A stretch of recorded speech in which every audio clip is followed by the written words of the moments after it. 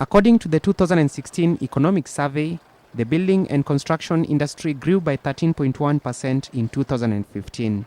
But the segment of society providing the bulk of demand is not benefiting from this growth. We also note that the private sector tends to concentrate on high-end housing for sale due to the high returns from such investments, whereas the greatest demand is in low-cost housing. We do encourage the private sector and the county governments to consider provision of housing and social housing, which can also be a source of revenue for the counties. One of the things that the housing survey found out is this market does not actually have products in the financial sector that are suited to housing. A number of factors work against the development of houses for low and middle income earners by private investors.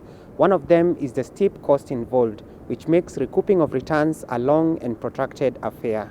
There's something that I'm beginning to call incremental cost, because from source to use, the cost of material acquires so many added costs in between that it can even double. Lack of know-how and expertise at the counties is also quite apparent.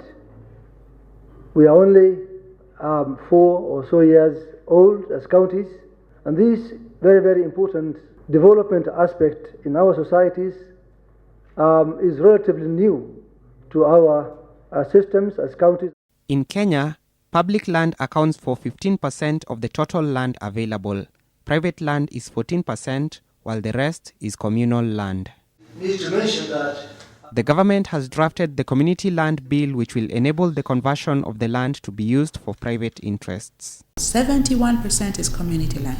It might not necessarily be available to housing because part of community land is very specific to certain type of community uses. Alex Mwangi, NTV.